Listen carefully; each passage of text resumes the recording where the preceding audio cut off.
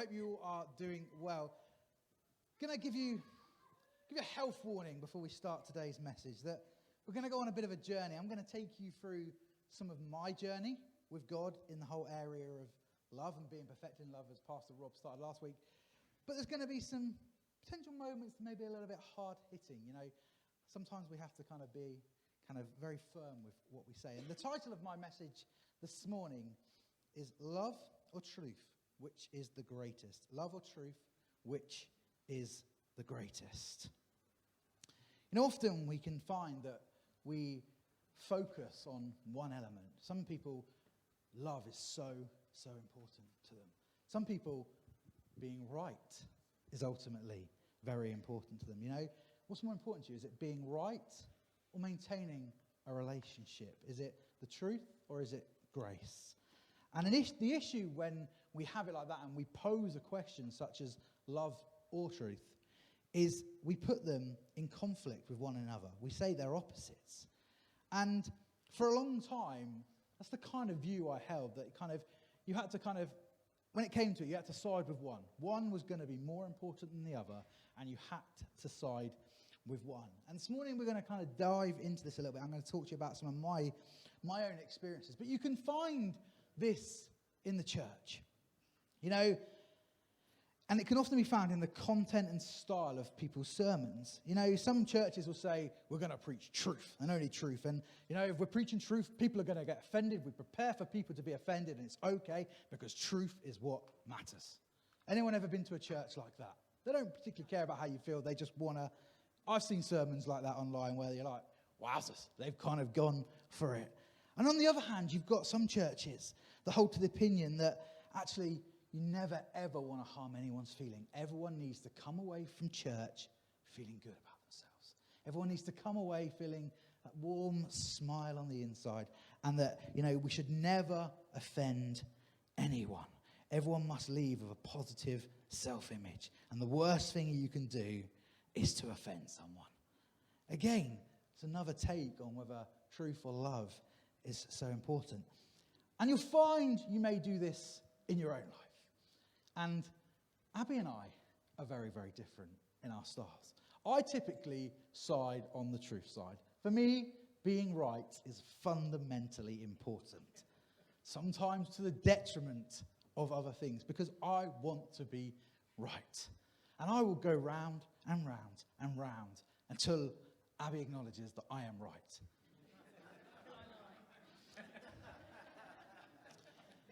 Or if there's a situation and I see it and I'm like, I just need to tell you what's going on here. Like, I'm just going to go headfirst into the situation and tell you what I see the problem is and how you fix it. Regardless of how you feel, you may be completely crushed, broken and crying. And my natural place is I'm going to go in and tell you what your problem is, how to fix it. And then if you come back to me later and you've not done that, I'm like, I told you what to do. Come on, sort it out. Abby, on the other hand, is a lot more loving. She sides more on the side of love. Sometimes to the detriment where she will kind of go against her own convictions and her own conscience sometimes to try and resolve a situation. She doesn't like underlying conflict. So sometimes she will go, man, I really don't want to be the one to do this, but because I can't handle this conflict, I'm going to be the one that maybe sends that first message or kind of says, look, is everything okay? Even though she's done nothing wrong maybe in a situation, she will be the one that reaches out. And, you know, it's interesting when I look at why we behave like this. And, you know, most of us typically actually behave as if it's impossible to be loving while being truthful. At the core, we kind of feel that, look, we've got to side with one or the other. And our inability to endure the stress of disagreeing with someone while yet feeling connected to them is frequently the root of this problem. The root of it is, you know, we can't handle the fact that we are in conflict with someone, yet we might have to see them in the street. You might have to bump into them when you're walking around Tesco with your trolley. And you're like, some people that literally will freak them out. Or you're like me, you haven't even had a second thought about it. You don't even know where they're offended at you because you're just carrying on. I said the truth and I'm just going to carry on doing life. And we, as I said, we typically side on one side or the other. And through our natural upbringings, we typically have a natural bent towards truth or love in how your families are. Have a think back to your upbringing, your family, how your parents dealt with you. Was it kind of a loving, nice environment, or was it a place where kind of there wasn't many feelings. Kind of people just spoke what they wanted or didn't say anything at all, and you got the underlying thing of what was going on there. In my family, being right is important.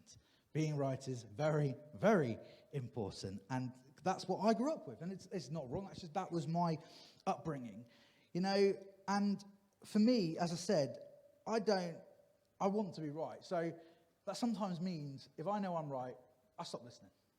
Someone's talking to me at times, I'll stop listening because I'm like, you can say as much as you say, I know I'm right, you're wrong. Therefore, brain switches off. I'm being very open and honest with you here about kind of how I deal with some of this right. And for me, as I said, it's being right at all cost. But then on the other side, there's people who, they want to use love.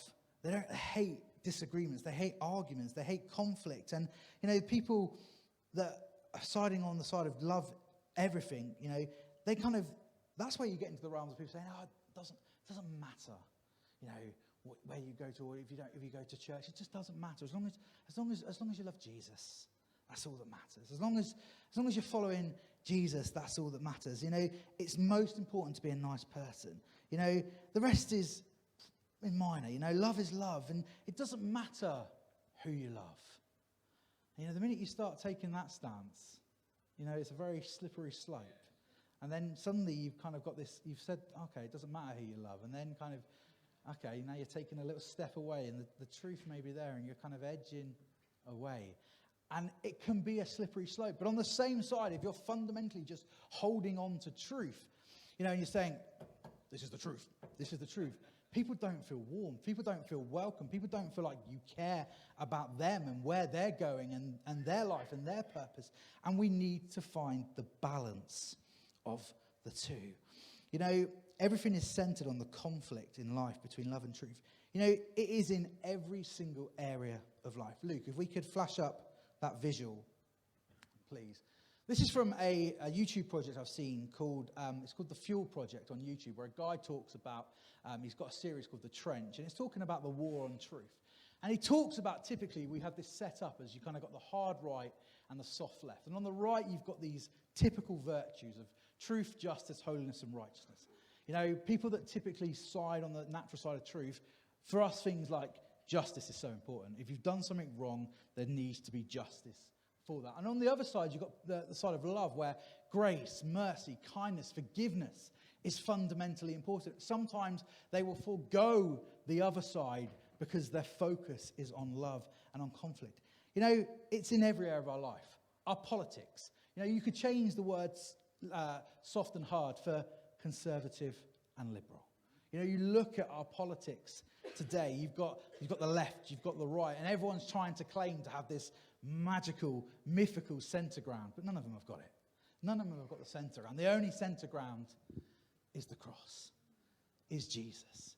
Because, as we would find, he is what described as being a perfectly well-rounded person.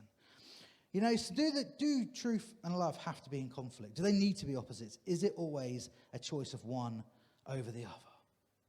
And I think the reason we have them in conflict is because I think we fundamentally misunderstood what they are. Being accurate, correct, is not what constitutes truth. And a deep feeling is not what love is. What then is truth? What then is love? In the book of John, 1 John 4, 7-8, reads this. Pastor Rob referenced this last week. It says, "Beloved, let us love one another, for love is of God, and everyone who loves is born of God and knows God. He who does not love does not know God, for God is love." So what is love? God is love. And then the writer John again, John 14, verse 6, says, Jesus told him, "I am the way, the truth, and the life. No one can come to the Father except through me." So what then is love? God is love. What then is truth? God is truth. Truth and love are not in conflict with one another, since they are one in Jesus Christ. Without Christ, you can't be devoted to the truth. And without Christ, it's impossible to be committed to love. Through Jesus, he has them held in this perfect tension there with one another. And we see that in probably one of the most famous verses in the Bible. Most people know this verse, John 3:16 and 17. It's important to include verse 17 in this. It says, "For this is how God loved the world. He gave his one and only Son, that everyone who believes in him will not perish, but have eternal life. God sent his Son into the world, not to judge the world, but to save it through him." Right there, you have truth and love combined. God loved the world that he sent his Son. But the truth is, unless you know the Son, you cannot be saved. If God just sided on love, then everyone will be saved just by him sending the Son. But the truth is, you've got to believe in the Son in order to be saved. But it's from his place of love he gave his Son. You see there the perfect combination of truth and love working together. You know, love doesn't always involve passing judgment. It doesn't involve acting as if we don't require salvation, healing, transformation. God loves us so much that he accepts us as we are. But as people have said, he also loves us so much that he doesn't want to leave us that way. He loves you so much that you can come to him in any state, at any time, and receive salvation, receive forgiveness, receive healing. But he doesn't want to leave you there. He doesn't want to leave you where you are. He wants to show you a better way, show you a new life. The purpose of truth is not to condemn, but rather to show us how to be saved. That is the purpose of the truth in that verse. And you see it in the whole of Jesus' life and his interactions with people, how he uses this combination of love and truth together to help people see the way. And we're going to read this account in the book of John, and this is the woman caught in adultery. Many of us will know this account. It's John 8, verses 1 to 11. We're going to read it there. It says, "Jesus returned to the Mount of Olives, but early the next morning he was back again at the temple. A crowd soon gathered, and he sat down and taught them. As he was speaking, the teachers of the religious law and the Pharisees brought a woman who had been caught in the act of adultery and put her in front of the crowd. 'Teacher,' they said to Jesus, 'this woman was caught in the act of adultery. The law of Moses says to stone her. What do you say?'" They're trying to trap him at this point. As it says there, verse 6, they were trying to trap him. They knew here, they were right, okay, where's this Jesus going to side on? What's more important to him? This showing love and being gracious to people, or the fact the law, which he says he is of, says this woman needs to be stoned. They thought, right, we've got him here. We're going to see, is he hard or is he soft? Is he a conservative or is he a liberal? Is he a truth man or is he a love man? They were trying to trap him. Let's read on. They were trying to trap him into saying something they could use against him. But Jesus stooped down and wrote in the dust of his finger. They kept demanding an answer, so he stood up again and said, "All right, but let one who has never sinned be the first to throw a stone." He then stooped down again and wrote in the dust. When the accusers heard this, they slipped away one by one, beginning with the oldest, until only Jesus was left in the middle of the crowd with the woman. Then Jesus stood up again and said to the woman, "Where are your accusers? Didn't even one of them condemn you?" "No, Lord," she says. And Jesus said, "Neither do I. Go and sin no more." In this account, we see that Jesus held firm to the truth of what the law of Moses said. At no point did he say, "No, you're not an adulterer. No, you haven't done wrong. No, you haven't." But he flipped it around and said, okay, yeah, this woman seems to have done wrong, but any of you that have never done anything wrong, you throw the first stone. He used truth against truth. He showed her love and grace by showing them there was a different way of dealing with it. But he didn't leave it there. The last verse in there is fundamentally important. When he said to her, so no, he saved her. He's freed her from this potential stoning, which could have been the death of her. But he says to her, "Go and sin no more." He loved her enough to stop her being stoned, but he loved her even more to bring her true freedom, which was to go and sin no more. Too often we want to save people. We want to do the first bit and stop them being stoned. But we don't always lead them to the next bit, which says the truth is you need to go and sin no more. You cannot go back into that same lifestyle because you'll end up here again. He loved her so much that he picked her up, but he loved her even more that he wanted her to change who she was and receive salvation and freedom. Because truth always can come to freedom when it's dealt with love. You can see here that he uses the power of truth and love together. The Pharisees were only focused on truth. She was guilty. And she was.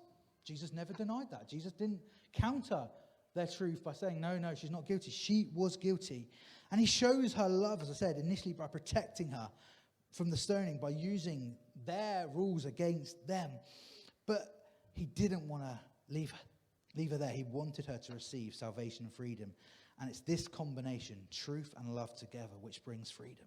If Jesus had only shown the woman love, if he'd only protected her and left her there, she would have probably gone back to the man that she was accused of being caught with. And then, she might have got away with it 1 time, 2 times, but she probably would have found herself in front of the Pharisees again, and more than likely Jesus wouldn't have been there that time, and she would have probably ended up getting the punishment which was due. Again, so he had to side with love, but he had to side with truth as well, because if he'd just gone with the Pharisees and said, yep, I agree, the law says, Sona, let's go. She wouldn't have received the freedom. It's the combination of love and truth together which brought her freedom. So how do we put this into practice? Because it's very easy just to say, that all sounds very good, John, very, very clever, very high and lofty, but how do you actually do that? And I'll start by saying this, I am a work in progress with this. I do not always get this right. As I said to you, I have my natural bent that I side upon, and I have to be consciously aware that sometimes I'm kind of moving too much to that side. Because what Jesus wants us to have is these two in perfect tension. Tension is 2 things pulling at the same side to keep different side to keep them stable. If I side too much on truth, at some point this is going to tip over. If I side too much on love, it's going to tip over the other way. What I need this is in perfect tension. And at times, if you've ever seen a suspension bridge, has anyone ever seen a suspension bridge at high winds? The way a suspension bridge is built is that it has movement to allow it to move a little bit one side, a little bit. Never too much, one way or the other. It's in that perfect tension with that little bit of movement. Sometimes, it's a little bit more truth. Sometimes it's a little bit more love, but it's never fully one way so it pulls it over, or fully the other way. It's held in perfect tension. The problem we have is we typically as a race do not like tension. We are always trying to solve tension. But we need to realize that this is a tension to be managed, not a problem to be solved. Life, there are many problems to be solved, but truth and love is a tension to be managed, not something to be solved. So the first thing you can do to put this into practice is be honest with yourself and identify, where do you naturally sit? Do you naturally sit more on the loving side? Are you naturally, that's your primary focus and goal? Or are you a bit more like me and being right is very, very important to you? Be honest with yourself. Identify which side you naturally sit on. The second thing you can do is go and study the Gospels and look at how Jesus used the combination of love and truth in every single interaction. And you will see differences. You'll see when he comes up against some of the religious teachers and Pharisees, there isn't a lot of love there. He calls them snakes as a variable, depending what version you read. He has some pretty harsh words because he knows in order for them to be saved, they need the fundamental truth slapped in their face. They were focused on truth, so he had to use truth with them. Where other people, he showed grace. The guy that couldn't make it into the water who he healed, everyone he healed, he showed love. But again, he didn't just show love, he also gave them the truth. Go and sin no more. Or, various times he spoke truth into their life. He uses a perfect combination. Go and study how Jesus interacted with people, and you'll see how he uses this just wonderfully together to allow people to receive freedom and salvation. And the final piece, and this is where we're going to kind of end and major on this morning, is put Ephesians 4:15 into action. Many of us will know this verse.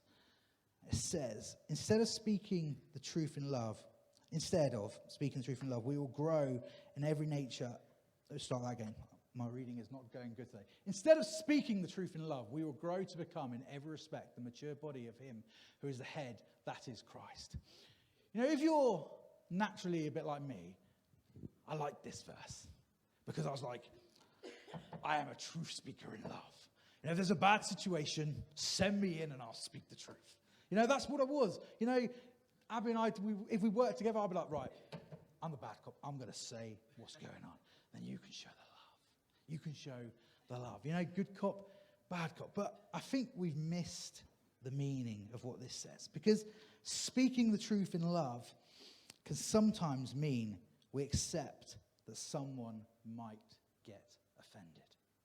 And for some of you, that's quite scary, to realize that something you say may cause someone else an offense, but that is okay.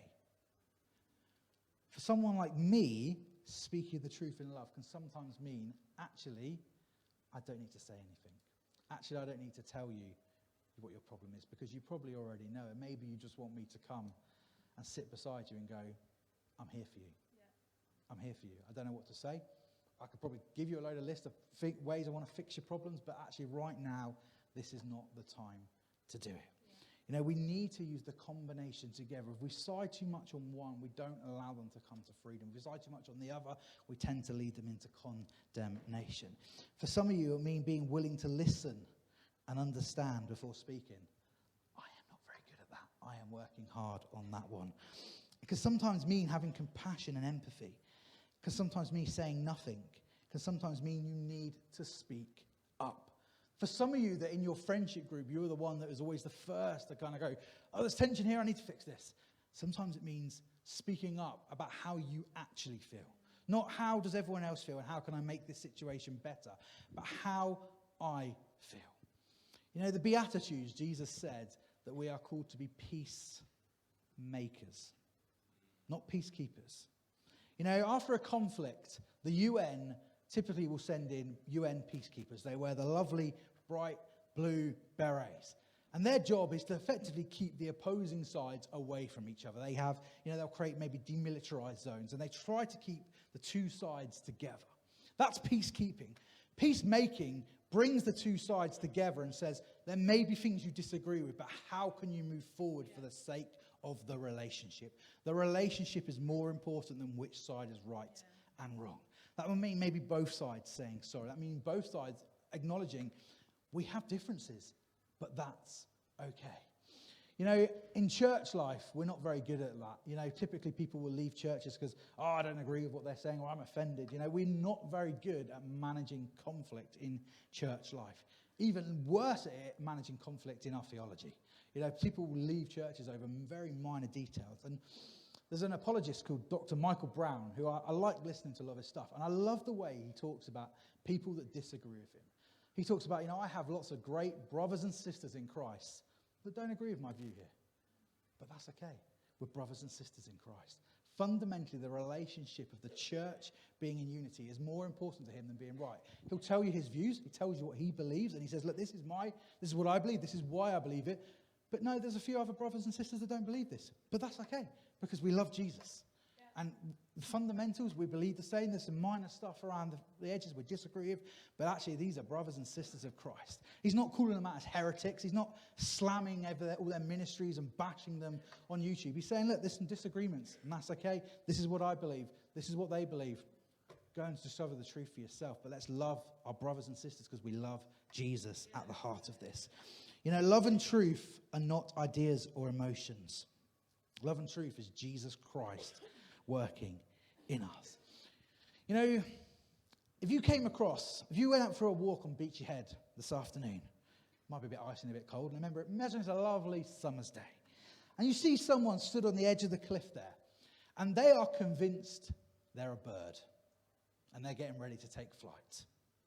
What would you do? What would you do? Some of us would probably naturally want to side on kind of being loving. Maybe I can't tell them they're not a bird because that may offend them. So we affirm that they're a bird. We affirm their belief that they're not what they say they are. And that person goes, oh, yes, I am a bird, and takes a run and takes a flight. And where are they going to end up? They're going to end up at the bottom of the cliff realizing they are not a bird. You know, in that situation, you can be loving, but fundamentally, you need to speak the truth. You need to say, look, you are not a bird. If you jump, gravity is greater than your ability to fly. You are going to end up at the bottom. Sometimes we need to be willing to speak truth, even if it may cause offense, because that person needs to know the truth. Yeah. But equally at the same time, if you come across someone who's maybe homeless and on the street, the first thing they do not need from you is you telling them, well, you've got a load of problems here, and how are we going to solve them? They may just want some empathy and some compassion. You know, they first of all want you to show them love and then say, right, how about we go grab a cup of tea? And then, how did you get here? You know, what can I do? You need that combination. If you side too much with one over the other, you're not going to lead them to freedom. But often we're too scared, maybe to offend people. We're too kind of worried.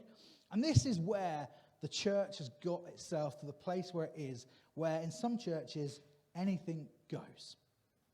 You know, this church, we believe that the Bible is the fundamental truth. It is the Word of God. And what does that Bible say? The Bible says certain things are sin, and therefore we need to call it out as sin. You know, it's very easy to kind of pussyfoot around some of this and not want to take it on. In this day and age where everyone, as I said, everyone's saying, yeah, but it doesn't matter who you love as long as you love them.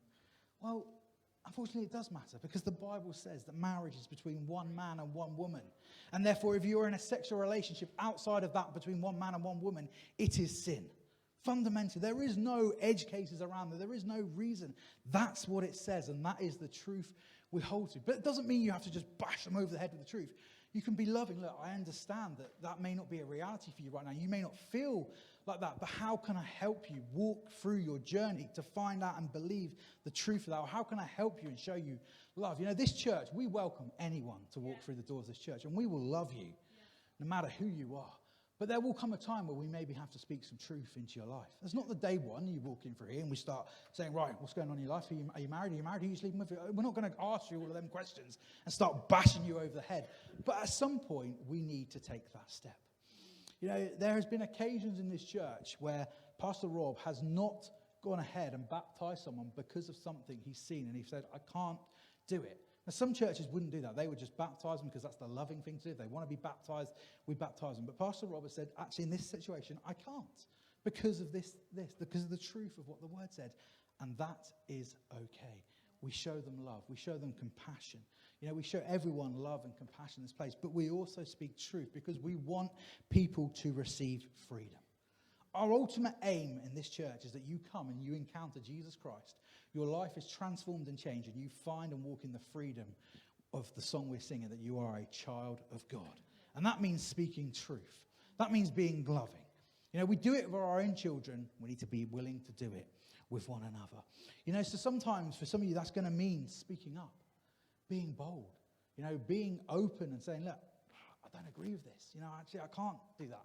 I can't go in that situation with you. I can't be there with you. And I love you. You're my friend. You're my brother, whatever it means. But actually, I can't do that. For some of you, that's going to mean that. For some of you, that means showing some more compassion and empathy.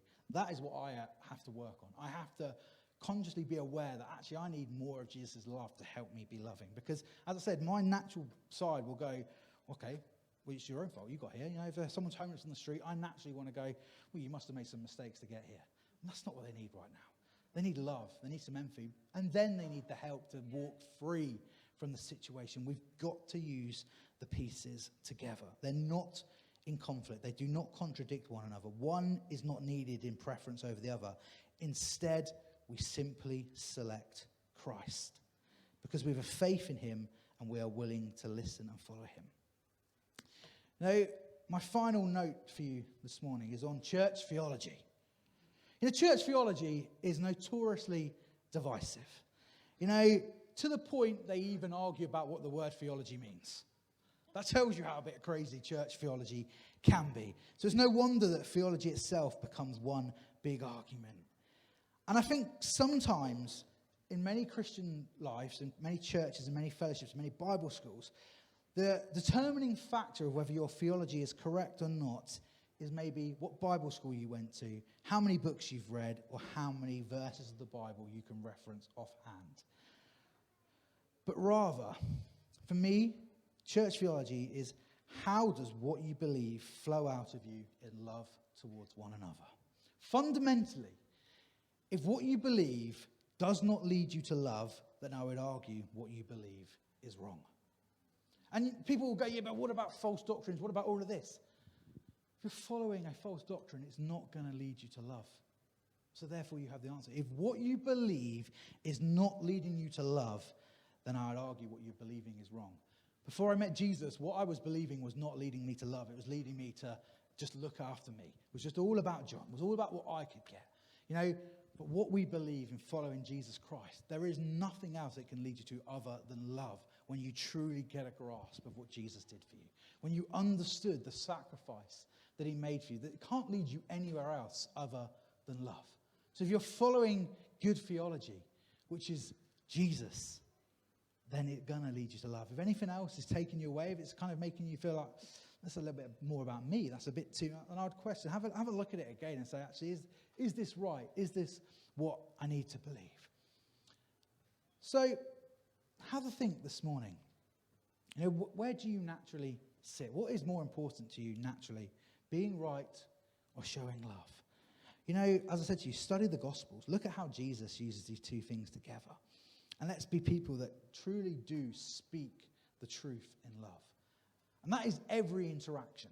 Speaking the truth in love is not just them hard-hitting conversations, which I think many Christians have boiled that verse down to. It's when you've got to have that hard conversation with a brother because he's sinning.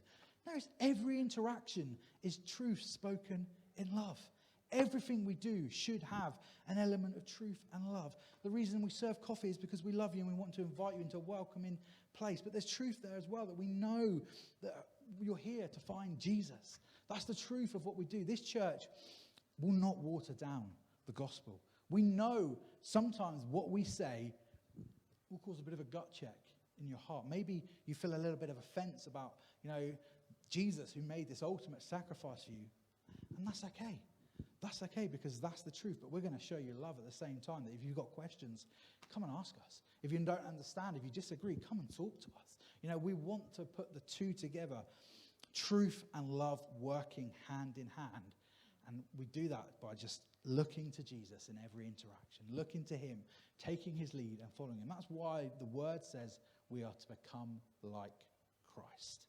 Because Christ was the most well-rounded, perfect man there ever was and will ever will be. And we have that same spirit inside of us. If we believe and follow him, that's inside of us. So we have the ability to do that. Sometimes it means tapping in and drawing on his grace. Sometimes it means grabbing hold of him and going, help, because my every instinct wants to run away from the situation. My every instinct wants to try and put a bandage over this. But what do I do, Jesus? And he'll guide you.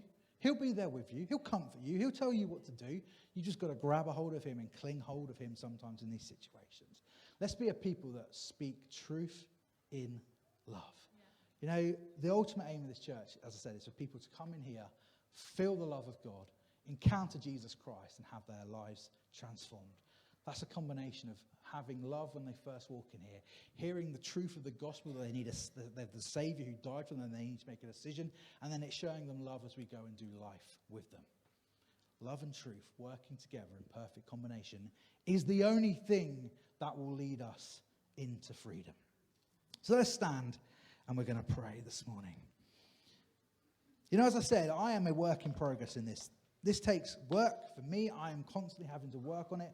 This is my journey towards being more like Jesus in my love, because it doesn't come naturally to me to be this, to kind of have that overflow. But through Jesus, I am getting much better at it. I am seeing more and more of that overflowing in me, where my natural first thing isn't, how can I fix that? It's like, man, that really is a bad situation. That really does that must be a terrible thing. A few years ago, that's never my first thought. But now, more and more, as I see Jesus refining me, that's where it comes from. For some of you, you need to maybe hold back and just say, God, how can I help this situation? How can I be the truth in this situation? I want to be loved, but I also need to be truth. As Abby said, we've got some stuff coming up in our family life where, we're going to need to put both of them into action. We need to show love, but we also need to be truthful about what's going on, how we feel, and how we see the situation. We can't just side on one or the other if we want to change and influence our families and be that salt and light for those around us. So let's pray. Let's close our eyes. Father God, I thank you that you have given us Jesus Christ as this great example, as the most well-rounded being there ever was and forever will be. God, I thank you that we can look to the Word, we can look to the Gospels, we can see how Jesus interacted with everyone around him, and we can see how he was just so love and so truth at the same time, and they weren't in conflict with one another. He wasn't siding with one over the other. He used the two in perfect combination to bring freedom and salvation to those he dealt with. Father God, help us to be like Jesus, to be people that can bring freedom, can bring healing, can bring grace, can bring empathy, can bring love, can bring truth into situations as we go and speak to our friends, as we deal with people around us, whether it's our family, whether it's our work colleagues, whether it's our spouse, our children, whoever we interact with. Help us to be people that can use the two together and just show them you in all of our interactions. May we always speak the truth in love, never forgetting one or the other. We always want to be in love, but we always want to speak truth. God, if there's areas where we may be siding on one side or the other, God, help us, show us that, reveal that to us, that we can become more like Christ. We can become more well-rounded in ourselves, able to see where situations need a bit of truth, where situations need love first, need empathy, need compassion, and we can truly be salt and light in that situation. God, help us to be that way this morning. Help us to identify areas in our life. Help us to truly change the people around us through how we interact and through speaking truth in love. Amen. Amen. You know, one of the things I always like to do, and you'll notice when I do this, is I always think it's good to end on a song, because sometimes you can be in church and you can hear a message and then suddenly flick, we're into coffee mode, picking up kids running around, and you don't have that moment to reflect on the message. So we're going to play a song in a minute on the screen, and the song is called Good Grace, and there's some great words in there. So, you know, the words will be on the screen. Sing along. Just take this 3 or 4 minutes just to kind of reflect on what I've said. You know, if God's talking to you, you know, have that moment in this time of worship. And, you know, I love this song. And there was a version of this song I wanted to play you, but the audio quality wasn't very good. And this is Hillsong United. They were singing this song in Atlanta, Georgia, at the Mercedes-Benz Dome for Passions Conference at the start of 2020. And they were singing this song as the clock struck midnight there. And it's on YouTube, you can watch it. And there's 60,000 young people singing Jesus, our salvation, just after midnight. So if you think the church is in demise, as the news told us this week and last week, think again. Yeah. It's not. The news may say it is, but we know Jesus is moving. Yeah. He's there. So let's sing this song and worship God.